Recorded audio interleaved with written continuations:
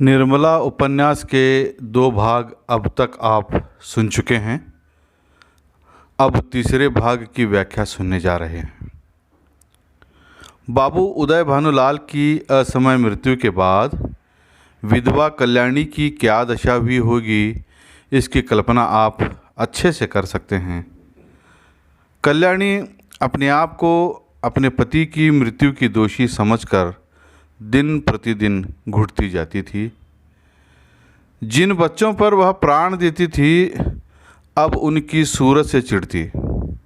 अंदर ही अंदर पश्चाताप कर रही थी कि क्यों उनसे ज़बान चलाई, क्यों घर छोड़ने की बात की। मेरी ही कोई बात उन्हें चुभ गई और यह घटना घटी।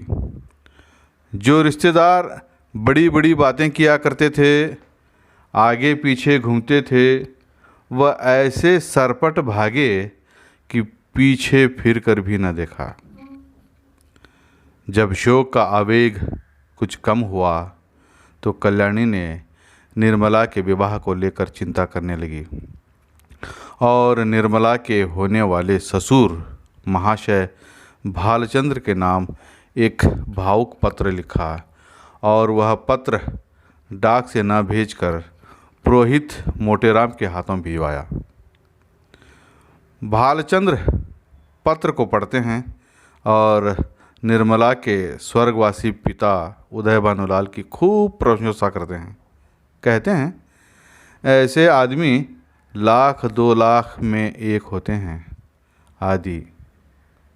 फिर कल्याणी के प्रति भी खूब सांत्वना जताते हैं और फिर एक लंबी सांस खींचकर ईश्वर को कुछ और ही मंजूर था कहकर इस रिश्ते से साफ मुकर जाते हैं।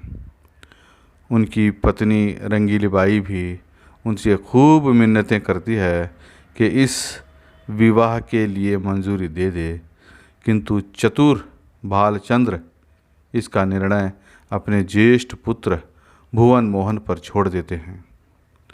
भुवन मोहन कहता है, मेरा विवाह वहाँ होगा जहाँ और न सही 1 लाख का तो डौल हो।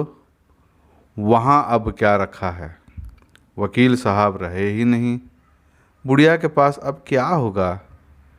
यह सुनकर रंगीली बाई कहती है, तुम बाप पूत दोनों एक ही चक्की के चट्टे बट्टे हो, दोनों उस गरीब लड़की के गले पर छुरी फेरना चाहते हो। पंडित मोटेराम अभी वहीं बाहर बैठे थे। शाम हो रही थी। अकेले बेजार होकर बाज़ार जाते हैं। बाज़ार में भालचंद्र की मिठाई की दुकान थी। वहाँ पर पहुंचकर 3 सेर मिठाई चट कर जाते हैं। भालचंद्र को जब इस बात का पता चलता है तो वह दौड़े दौड़े अपनी पत्नी रंगीली बाई के कमरे में जाते हैं और कहते हैं, कुछ सुनती हो, यह महाशय कल 3 सेर मिठाई उड़ा गए। 3 सेर पक्की तौल। रंगीली बाई ने विस्मित होकर कहा, अजी नहीं, 3 सेर भला कैसे खा जाएगा, आदमी है या बैल। इस तरह प्रेमचंद जी हमें यहाँ ब्राह्मण पंडितों की भोजन प्रियता को बताते हुए परिहास भी कर रहे हैं कि कैसे यह लोग धर्म की आड़ में मुफ्त का माल उड़ाने में निपुण होते हैं। तीसरे भाग की कथा यहीं समाप्त होती है। आगे की कथा चौथे वीडियो में ज़रूर सुनें। धन्यवाद।